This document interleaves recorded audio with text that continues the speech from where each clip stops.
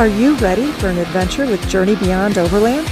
Today we're leaving behind our camp near the Gully River and traveling to a place that onX identifies as the Devil's Teacup. This 40 miles of tracks includes rocks, ruts, sand, washouts, downed trees, mudholes, alarming inclines, radical declines, creeks, forests, fields, ravines, meandering tracks, coal seams, crumbling roads, and mountain views. Did I miss anything? If you can't catch a glimpse of it here, you probably can't find it anywhere east of the Mississippi. So I hope you'll come along with us as Bill and I find out how many of those 40 miles we can pack into one day.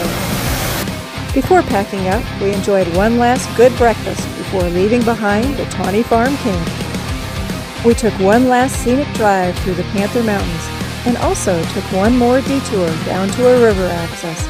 Welcome to Woods Ferry.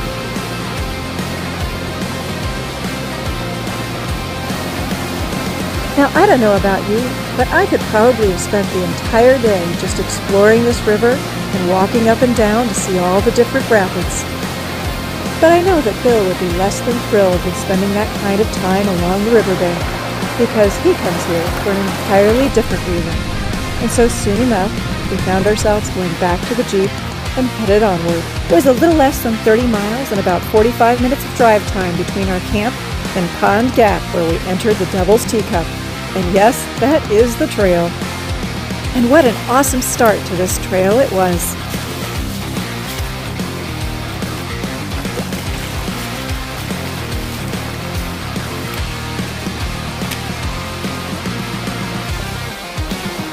Some days I'm better at hitting the right buttons than others while filming, and today I must have thought it was on when it was off and the other way around because I missed the important part. But at least you got to enjoy that little waterfall.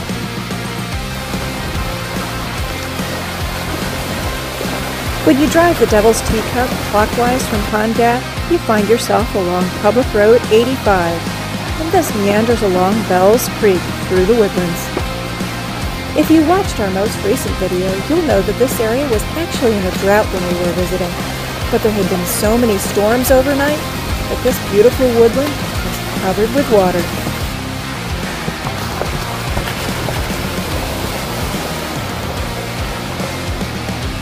As you drive along the creek, you'll eventually encounter an impassable washout.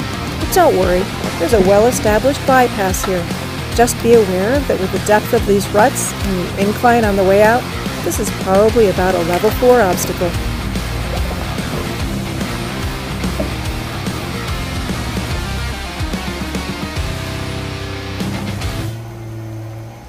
As you drive along this trail, you're likely to encounter evidence of the petroleum and gas industry in the area. Things like this pipeline that I could clearly hear gurgling beneath me as I filmed. West Virginia may have been in a drought, but today she was receiving some much-needed gentle rain.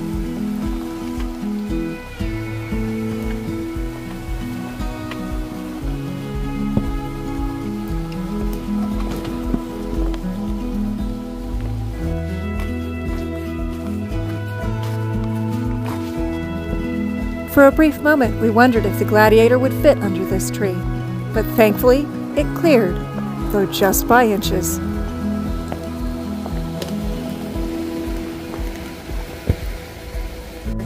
Wheel here, you want that? The road between Pond Gap and Low Gap is generally just an easy road of rock and dirt.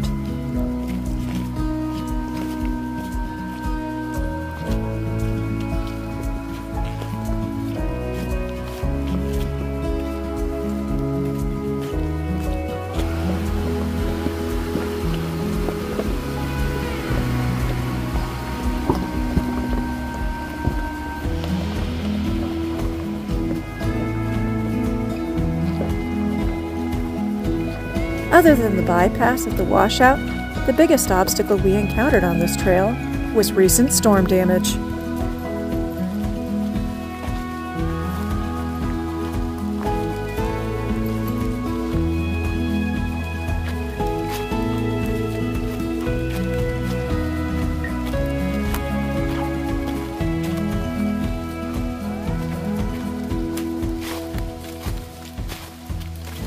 looking down, because it's actually pretty steep downhill. You just can't tell it because it's video, and you can never tell that. But we've got a little bit of a tree down. It was a big storm last night. A lot of rain, not a lot of wind or anything, but there's obviously a tree down right here on the road behind me, between me and the Gladiator. So Bill is touching the chainsaw, because he could probably drive over it, but we've already got pinstripes and the vehicle's not even 6 months old yet, so maybe we'll avoid a few.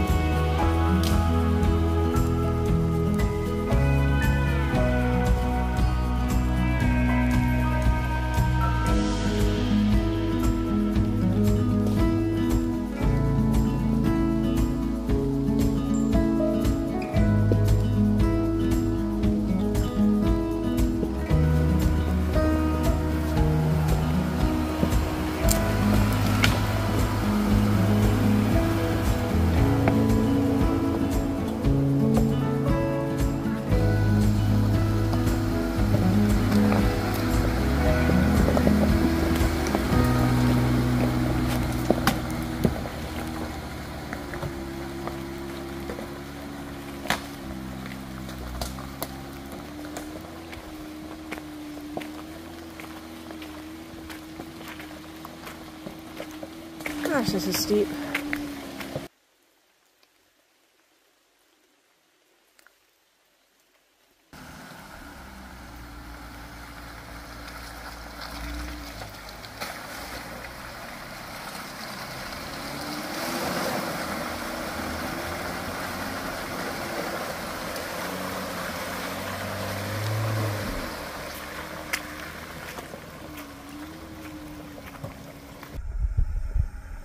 Once you reach Low Gap, which is a pretty inconsequential 1,348 feet in elevation, you'll take a left onto Public Road 81. It's here where you'll notice your first distinct change in scenery from that mature forested glen to a much younger woods with a sandy open road.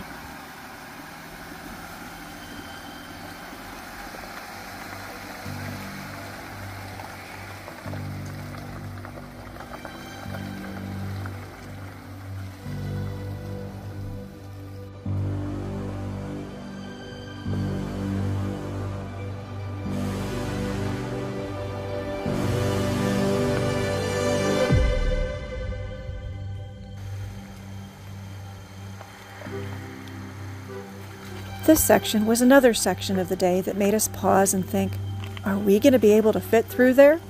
Because that rock that Bill's driving on is actually a lot more off-camber than it appears on the video. And that log, it was pretty darn close to the other side of the track. See, that's the part I don't know about right there.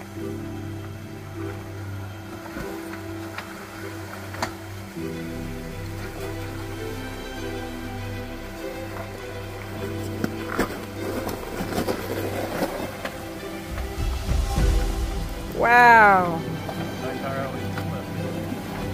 It only had about an inch right there, didn't it? But then the track opened up again, and we could drive at a much better pace, until we had to drive over a little bit more storm damage.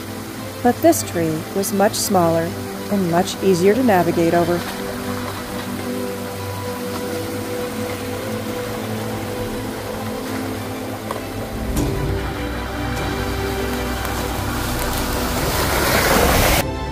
You probably can't tell it by looking at the film, but this hill, Bill said it was one of the steepest he's ever driven.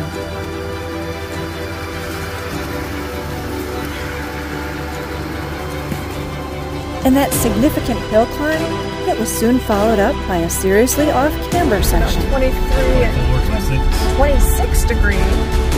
And suddenly we were facing two radical downhills, one on sand and one through beautiful woodlands.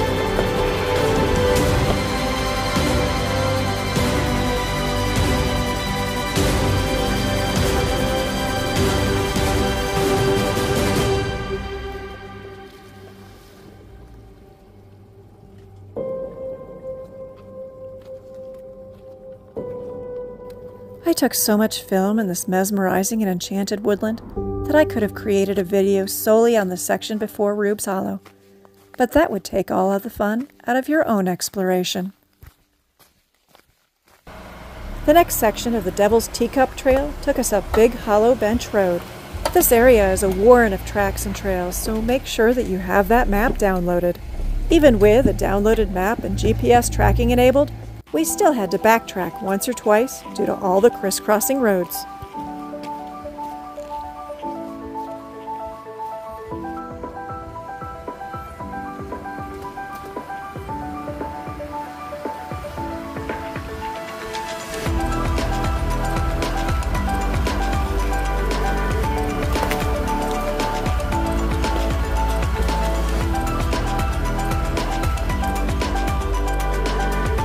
Once on the correct track, there are several sections of deep ruts and mud to attend to.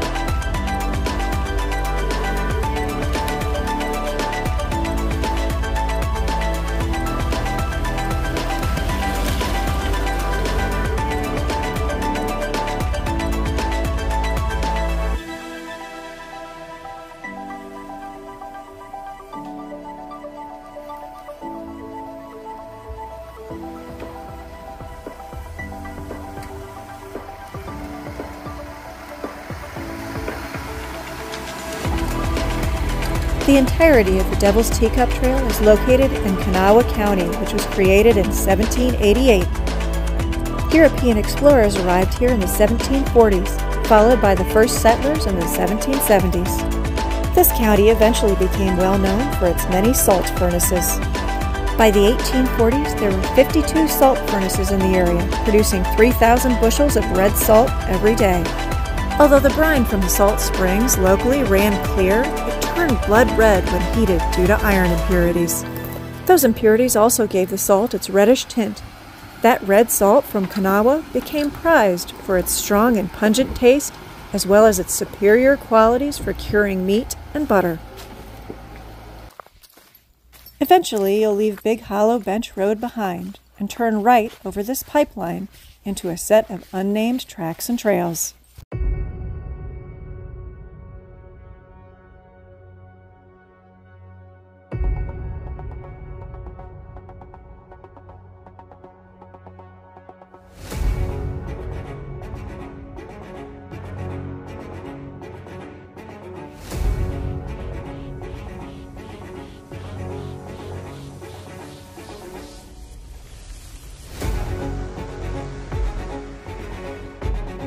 And then, almost as abruptly as the blink of an eye, you'll turn right onto Campbell Creek Road, and the next left has you in a completely different world. So this is what you try to avoid doing? Because that's a really deep hole to fall into.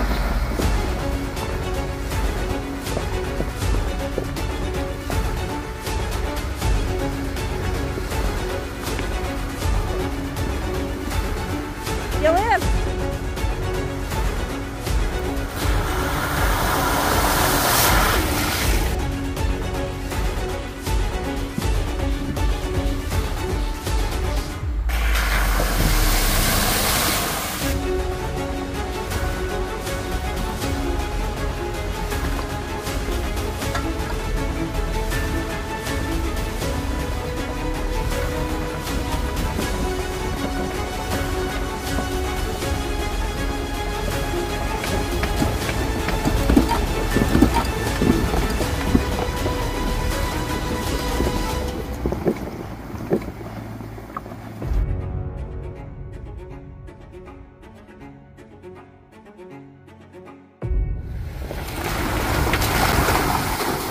And then, just like that, with another blink of the eye, you'll find yourself enjoying the many water crossings of Hidden Hollow.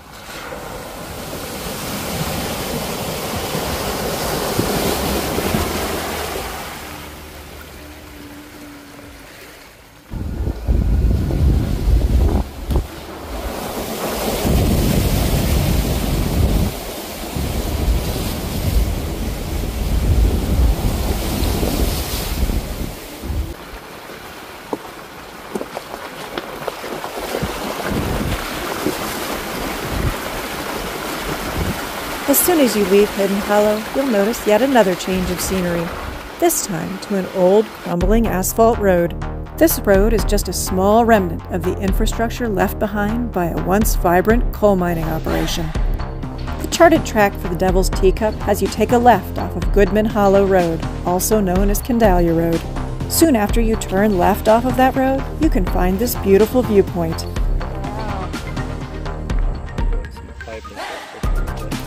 If you look carefully, you'll also find extensive evidence of the coal mining in the area.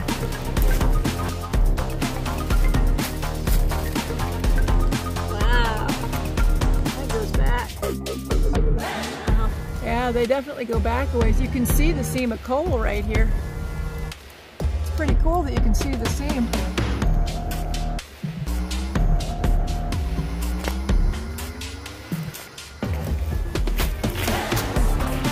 Although we drove the trail beyond the viewpoint and the coal seams twice, I would recommend turning around at the viewpoint for everybody else. Out of the side. Technically, this is the trail. Sounds like somebody's coming. Now they might be down below us again. Oh yeah, this is kind of scraggly though. Yeah, see all the saplings everywhere? Yeah, like right in the middle. Yeah, so this is actually the trail, but I don't think we're going this way. You got little trees growing right in the middle here. Right here.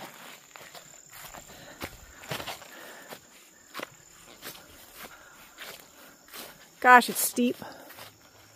You can see another bump up right there. So sometimes you just have to ask yourself, what would Sean do? Which Sean? Sean-O or Sean? The story till now. Oh, that Sean. He would drive up here. Yeah, I think she would probably go up it too, but I don't think it's a good idea. And we don't know what's past that. Yeah, I'm saying once you get up there, I don't expect it to get any better. No, and it's already what? It's got to be almost 6 o'clock. I mean, did somebody list this as a Jeep trail now?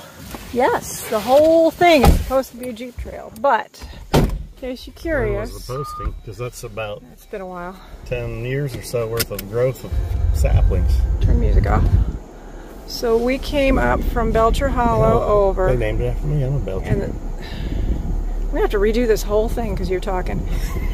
Came up from Belcher Hollow and over, and then took this trail up. The view is right here, which was a nice view, but then if you keep going back, right here is where it's supposed to go off to the right, but this little trail going off to the right is what I just showed you going up right there, which is pretty much, it's not impassable, but it's not something you're necessarily going to want to do to your Jeep or your 4x4. Side-by-sides probably, but yeah, we'll pass. We are driving back this trail again that we know doesn't go anywhere and that is dead-ending because Bill forgot his knife. He put it down while he was using the lavatory and forgot to pick it up again. So apparently it's important enough for him to want to go back on a trail that goes nowhere other than the oil and gas stuff so that we can find this knife. So let's hope it's actually there. This is what you're doing for what? My free knife that was given to me by a salesman. So this is what we're going back for, is a free knife. Yep, then I don't have to go buy one to replace my free knife. Is it a good knife? It's functional, I would not call it good. Okay. Okay, so this is the free knife that we drove all the way back here for. It's even got the salesman's phone number, show that to the world. Oh, how very nice. What is it, Schaefer's? There Yes. you go, Brian Zollers. Thank you, Brian. Oh my goodness, it's even broken, I didn't even know. You came back for a broken free knife. Still works. All right, well, now that we've come back all the way on this trail to get this knife, shall we keep going? Yeah, I'm ready to go find dinner. Let's do that. That sounds like a good plan. And so we return back down to Goodman Hollow Road, where if you pay attention on the left, you'll see extensive evidence of that coal mining operation in this area. That just goes back and back and back. Although I'm usually the first person to crawl into a place like this, these have absolutely no support structure to them. There you go. That's one that's definitely more open. It's almost impossible to tell how far back it goes from here. The light's not bright enough. This is not what I'm going to go into because if you can see, there's a whole bunch of cracks in the rock overhead, and that's not particularly what I want to crawl underneath. There's even this slab that's right over me right here. could easily give way. I mean, look at this one right here. It's already kind of cracking open. It's clear that the infrastructure here on Goodman Hollow Road was long ago abandoned, including all of the bridges over the water crossings. Bill says, hey, why don't you tell me how deep that is while you're down there? So, well, let's see. So far, so good. It's not above my knees, definitely not. Still below my knees. Oh, there's a rock. You might want to know about the rock. Other than that, now I don't have to tell him how deep it is. Oh, this is interesting. So you've got some shoring over here from who knows what. That's pretty cool. This is a beautiful creek. Check that out. I just have to figure out what angle I want to film from.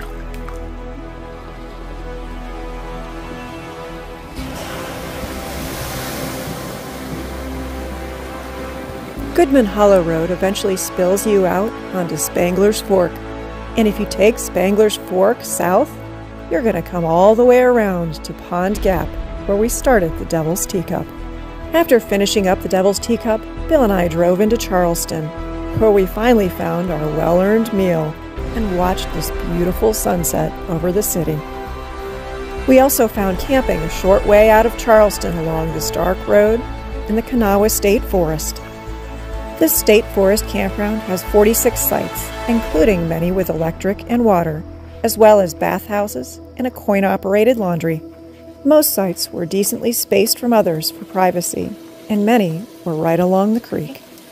With Bill's mandatory bacon behind him, we then headed north out of the state forest, back towards home, back towards Ohio, and back towards work.